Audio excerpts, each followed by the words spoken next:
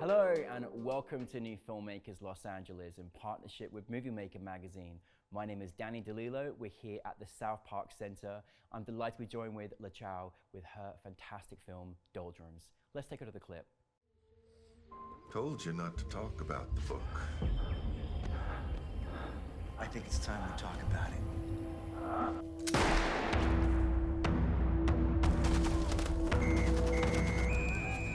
If you don't kill them, they will kill you. It's nothing personal, this is fucking war. Got it?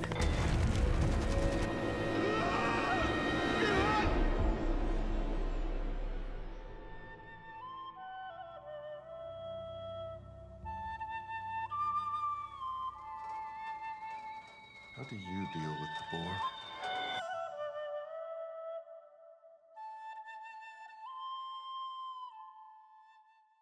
Chau, welcome to the New Filmmakers LA family, and just thank you for being here. Thank you for your service. Thank you for you as a filmmaker. It was so incredible seeing your film on the big screen last night. I mean, seriously. Thank you for having me here. It's an honor. For those that haven't seen Doldrums, tell us a brief synopsis. So Doldrums is a story about this aging Vietnam veteran who carried this heavy burden of war and gets stuck in the past, like he lived in the past. Mm-hmm. And then he is in his journey to try to redeem what happened in the war and trying to let go of that burden. I mean, there's so many, this film was so powerful. It was really, really special. And you know, what I love is just how special it is to your heart, you know, as an active Army sergeant as well, as a filmmaker, you know, also from its setting, from your native country, all those combination of things. Where was that moment, Chau, for you to want to turn this idea into a film? So I got into UCLA after 3 tries, and that was my dream film school since I was 11 years old. Oh. So Doldrum was my thesis film to graduate from the program. Wow. So I'm a transfer student, so I started at Santa Monica College and then I transferred to UCLA. Mm-hmm. The moment I know that I got accepted to UCLA, I already prepared myself for the thesis. Wow. So the idea stemmed from my first year at UCLA, and it took me about a year to actually form a final draft. Mm-hmm. I think I have 31 versions of it. Oh, wow. Yeah,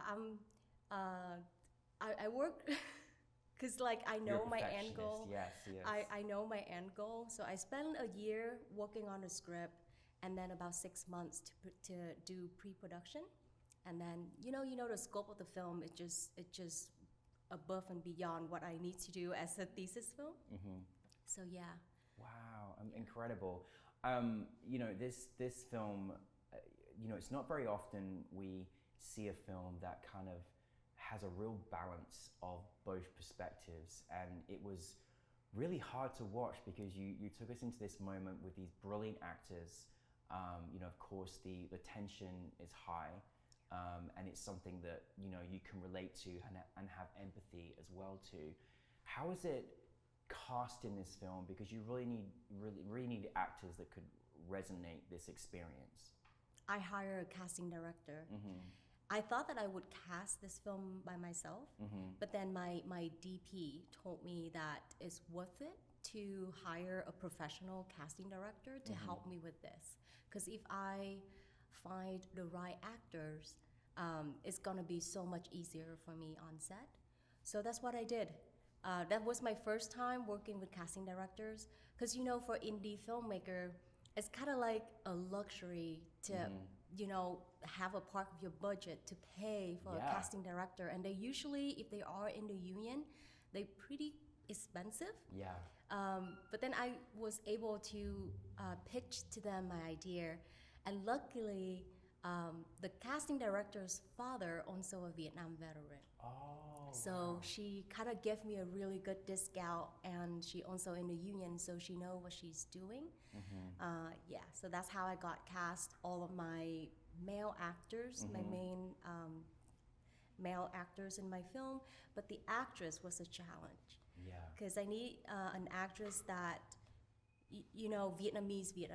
Yeah. Not like was born and raised in America or Yeah. like mixed Vietnamese American. Mm-hmm. So that was a challenge. I almost has to play the Really? nurse Yeah. in my film. Yeah. But then the pressure of producing and directing at the same time, and now if I'm adding acting, Yeah. I feel like I'm not gonna be able to enjoy the experience as a director, which I want to do. Yeah. Absolutely. She was mesmerizing. She was fantastic. Yeah, I Yeah. got really lucky. She actually a movie star in Vietnam. Oh, really? And then she immigrated to America at a very late, like I think in her early 30, Yeah. and then started again her career here. She actually starred in The Sympathizer Oh, did after she? my film. Yeah. Oh my god! I mean, it was just her subtlety to her emotions was just so. I was like, I mean, she just took you in. You just felt like you were with her. What was? I mean, this is a really. I mean, no, by the way, you set yourself an amazing challenge to do a thesis films around a war. I mean, well done you for that you. challenge. Firstly, you know, the stakes are high, and there's a lot of emotion. And how did you work with your actors as a director for this particular film? So, like I mentioned last night, I'm a director by the book. Mm-hmm. So I follow my mentors' advices. I follow my training at Santa Monica College and my training at UCLA, and also experience from working in the film industry for a while. So the two things that I prepare myself before the production happened is to how to work with actors and how to work with camera. Because the two main things of a film director is to direct actor and direct the camera, right? So I got myself a lot of time. I try to give myself a lot of time. So I believe in rehearsal, Yeah. and I also believe in pre-production before the shoot. So I met up with my actor on location. I got really lucky that all of the locations were in LA. Yeah. So Amazing. I was It wasn't in able- Vietnam. I It was can't not in believe it. Vietnam. You fooled us. So the apartment scenes was 2 days, and I was able to rehearse with my actor on location in pre-production. That was a luxury. My shot list changed after the rehearsal. I tried to talk to them more in terms of what happened to the character at that moment, what happened before, like the story before it, or like the moment before it. I think as a director, when you work with actor, it's not much of like, hey, stand over there, looking this way, and count to 5 to say this line. It's more of a conversation, and I try to do that as much as possible, even under pressure on set. Yeah. So it's a lot of talks and a lot of listening. Yeah. And a lot of sharing. I'm not like you have to do it my way or the highway. It's of how do you think about this scene? What do you think you should move? Is this blocking makes sense? Is moving from point A to point B makes sense to you? Is it feel natural for your body to move? So a lot of questions like that in conversation. I learned so much from my actors by doing it that way. Yeah. And thank for all of the training I got from my mentors and professors at school. Yeah. 'Cause without them, I would be scattered of technique. Like Yeah. you still a director where you're still trying to figure out your technique and which path that you want to go and Yeah. what practice you want to apply. Yeah, well, you did it. Oh my goodness me, and it's amazing. You have such a great balance of leading, but then also giving the actors the freedom to explore, which I think is what makes a great director. Honestly, this film is historical, but it's not something we get to see. As I said, a balance of both sides, but also, I don't want to spoil it completely, but to see this kind of moment of neutralness where that was, I mean, I got chills just thinking about it again. Like, just, it was like I couldn't breathe in this particular, the moment that you took us into. And I'm just curious, like, your intentions behind making this film, that moment of just remembering, like, what is this that we're doing? Like, you know, and then blink of an eye, we're just back in it again, you know. It was incredible. Like, what did you want your audience to sort of take from that, and even just the journey of the film as well? I came from a mix, kind of a unique background where I was born and raised in Vietnam. Yeah. I studied the history from the Vietnamese perspective. Yeah. Right? And then I came to America when I'm 22 without speaking English. So learning the language is also learning the culture. So at 22, I started to emerge into the American culture and learning the history side of it, the perspective from the American to the Vietnam War. So I am fortunate to get to know both perspectives. And that was something that urged me to tell in this film. The Vietnam War, everyone know about it, but I don't want to take side in my film, and I want to show the audience that there's nothing right or wrong in war. It just is a brutal thing that happened. But as a human beings, when we are involved into a war like that, we have to do what we have to do to survive, right? We have a family to come back to. We have ourselves to protect, you know, like. So I just want the audience to look at my film and then see that, yeah, the big picture is war between two countries, fighting for noble reason. But if you look closer to the human beings that you know involved into the war, they are just normal like us, and they have to make a really difficult situation, or they have to make really difficult decisions, and you can't judge them.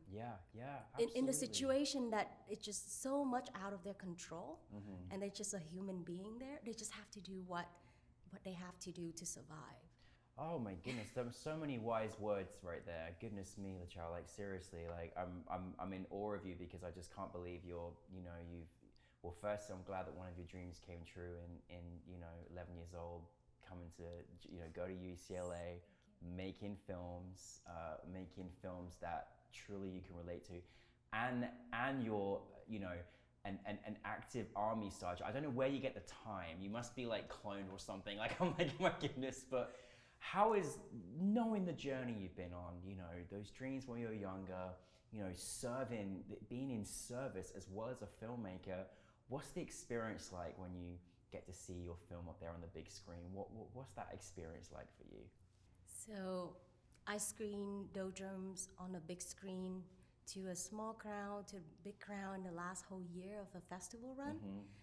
Every time it's screened, I got this, chill. You never get old of it. It's just like every time you show your baby to the world, you get a little nervous.